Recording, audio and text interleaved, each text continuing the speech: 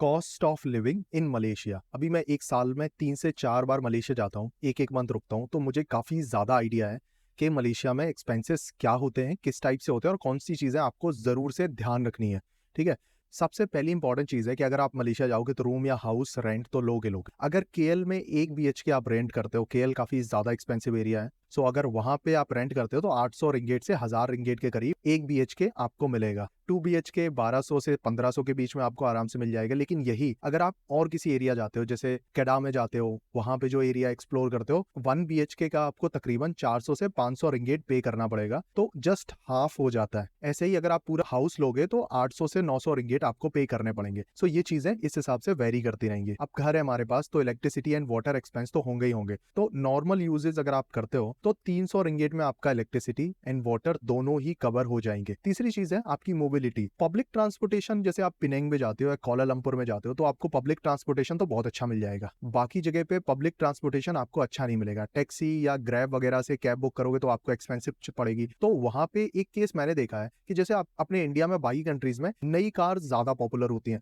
Malaysia में आप जाओगे ना तो काफी ज्यादा पुरानी कार्स भी आपको मिलेगी, तो पुरानी कार आप आराम से परचेज कर सकते हो। दूसरा, जो पेट्रोल की कॉस्ट है वो तकरीबन 2 रिंगेट के करीब है 1 लीटर में। सो वो आपको अगर आप देखोगे ना 36 रुपीज पड़ता है 1 लीटर, जो कि आपके ट्रांसपोर्टेशन के लिए बहुत ज्यादा इंपॉर्टेंट फैक्टर हो जाता है। आपके लिए चीप पड़ेगा अपनी कार से या बाइक से भी ट्रेवल करना। अब जो चौथी इंपॉर्टेंट चीज आती है वो है ग्रोसरी, कि वहाँ पे चीजें कैसे महंगी है। देखो, ग्रोसरी की बात करते हो तो सुपर मार्केट वगैरह आप जा सकते हो। अगर आप एक साथ अपनी चीजों को प्लान करोगे तो आपको बहुत अच्छा रेट मिल सकता है। लेकिन अगर आप नियर बाय शॉप से बार बार चीजें परचेज करोगे सो वो चीज आपको फिर डिसएडवांटेज देगी और आपको वो चीज महंगी पड़ सकती है। जैसे मैं एग्जांपल देता हूँ, अगर आप सुपर मार्केट वगैरह से एग लेने जाते हो तो 0.5 सेंट का पड़ता है, जो कि तकरीबन सेम रेट है इंडिया में। बट वही एग अगर आप लोकली लोगे तो 1 रिंगेट का भी पड़ सकता है। अगर रेस्टोरेंट में बॉयल एग लोगे तो 1.5 रिंगेट का भी वो एग पड़ सकता है आपको। आप देख रहे हो वही एग है और उसकी प्राइस कैसे वेरी करती है। सो ये सारी चीजों में एप्लीकेबल है। अगर आप प्रॉपरली प्लान करोगे, सुपर मार्केट जाओगे और वहां से सारी ग्रोसरी परचेज करोगे तो आपको चीपेस्ट पड़ेगी। और ग्रोसरी तकरीबन अगर आप सिंगल पर्सन हो 300 से 400 रिंगेट इनफ है। अगर आप डुअल भी हो तो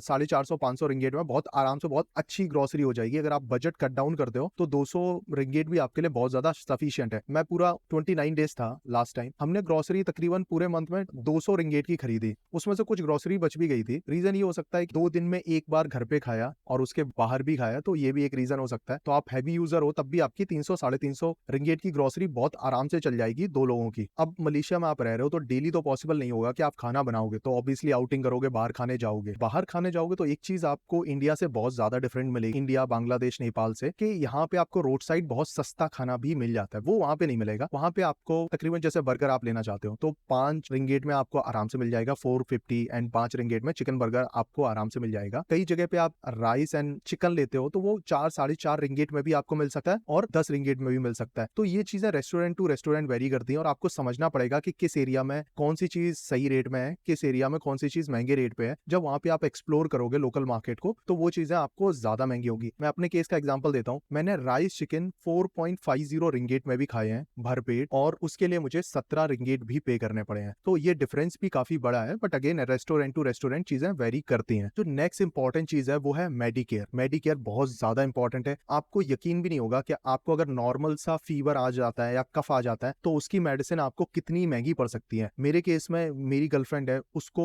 नॉर्मल कफ एंड फीवर आ गया था, तो हमने चेकअप कराया और तकरीबन हमारे 95 और 100 रिंगेट के करीब खर्च हो गए, जो कि नॉर्मल सा कफ था। अगर मैं इंडिया में अच्छी मेडिसिन भी लेता तो मुझे 300-400 रुपए कॉस्ट करती, जो कि तकरीबन हुआ 25 से 30 रिंगेट। तो इस चीज को ध्यान रखिएगा। मेडिकल बहुत ज्यादा एक्सपेंसिव है। अगर लॉन्ग टर्म के लिए आप स्टे कर रहे हैं तो इंश्योरेंस जरूर से कंसीडर करें। वहां के जो सिटीजन है उनको तो 1 रिंगेट में मेडिसिन मिल सकती है, बट अब अगर आप प्राइवेट क्लिनिक में भी जाओगे ना तो आपको बहुत ज्यादा रेट पे करने पड़ सकते हैं सेम मेडिसिन के लिए। अमूमन जो वर्कर वगैरह जाते हैं तो उनका कंपनीज इंश्योरेंस कराती हैं। इन केस अगर कंपनी इंश्योरेंस नहीं करा रही है तो आप अपना इंश्योरेंस जरूर कराएं, वो आपके लिए बहुत ज्यादा हेल्पफुल रहेगी, हेल्थ इंश्योरेंस। नेक्स्ट चीज है, अगर आप फैमिली के साथ प्लान कर रहे हैं तो मैं एज्यूम करता हूँ आपके पास किड भी होगा, क्योंकि आप मलेशियन सिटीजन नहीं है तो वो सारी चीजें बेनिफिट आपको नहीं ले पाएंगे। तो आपकी जो फीस होगी किड्स की वो एक्सपेंसिव होगी और उसका मंथली एक्सपेंस तकरीबन 500 रिंगेट के करीब आएगा, जिसमें बेसिक बुक्स वगैरह मैंने इंक्लूड कर ली है। और अगर आप आउटिंग करते हो, घूमने वगैरह जाते हो इधर उधर, तो कुछ बेसिक एक्सपेंस आप मान सकते हो, बट चीजों को सही से प्लान करोगे तो जैसे आप नॉर्मल सी जगह पे रहते हो, मतलब अच्छी सिटी में रहते हो, हो उस हिसाब से ही आपके एक्सपेंसेस होंगे, बहुत ज्यादा हैवी एक्सपेंसेस नहीं होंगे। उसके 2-3 रीजन ये है कि मलेशिया में ट्रांसपोर्टेशन बहुत सस्ता है। दूसरी इंपॉर्टेंट चीज है हाउसिंग वगैरह उतनी ज्यादा महंगी नहीं है जितनी इंडिया में होती है प्रॉपर्टीज के रेट। तो अगर आप कैलकुलेट करके देखोगे ना तो almost living cost India and Malaysia की ऑलमोस्ट सेम आती है। किसी जगह पे आपको फील होगा कि आप ज्यादा पे कर रहे हो, किसी जगह पे आपको फील होगा कि आप कम पे कर रहे हो। तो ये चीजें काफी ज्यादा डिफरेंट हो जाती हैं। अभी भी आपका कोई डाउट है लिविंग एक्सपेंस को लेके तो प्लीज कॉमेंट।